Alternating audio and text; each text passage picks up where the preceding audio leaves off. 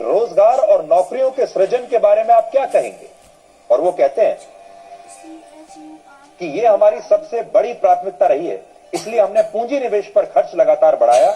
2023-24 के बजट में इसे बहुत अधिक बढ़ाकर 10 लाख करोड़ रुपए कर दिया है, जबकि 2013-14 में ये 1.9 लाख करोड़ रुपए हुआ करता था। तो 1.9 लाख से 10 लाख करोड़ कर दिया, जो आप अपनी स्क्रीन पर देख रहे हैं।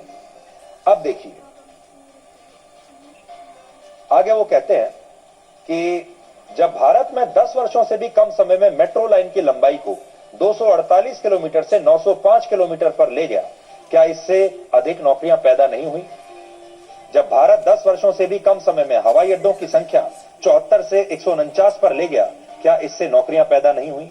जब मेडिकल कॉलेज की संख्या 10 साल में 387 से बढ़कर 706 हो गई, क्या इससे नौकरियां नहीं पैदा हुई? 2014 की स्थिति की तुलना में अगर सड़कों का निर्माण दुगना हुआ, क्या इससे और अधिक नौकरियां पैदा नहीं हुई?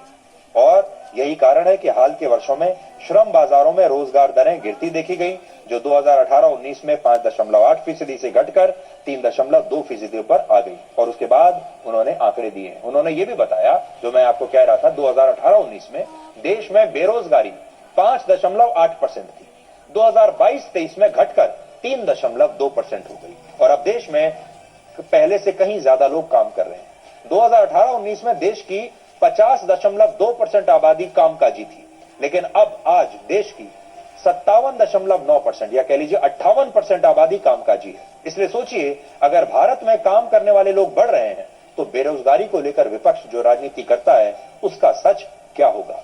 और बड़ी बात यह है कि प्रधानमंत्री मोदी आज पहली बार आप सबके सामने ये आंकड़े खुद आकर आपके सामने रख रहे हैं, चाहे वो इंफ्रास्ट्रक्चर पर काम के आंकड़े हों, बेरोजगारी के आंकड़े हों या महंगाई के आंकड़े हों। ये प्रधानमंत्री खुद ये आंकड़े दे रहे हैं। आपने देखा होगा, हाल ही में राजस्थान, मध्य प्रदेश और छत्तीसगढ़ में बीजेपी ने ऐसे नए नेताओं को मुख्यमंत्री बनाया जिनका अनुभव बहुत ही कम था, जो आखिरी पंक्ति में बैठने वाले नेता हुआ करते थे। और बीजेपी के इस सरप्राइज ने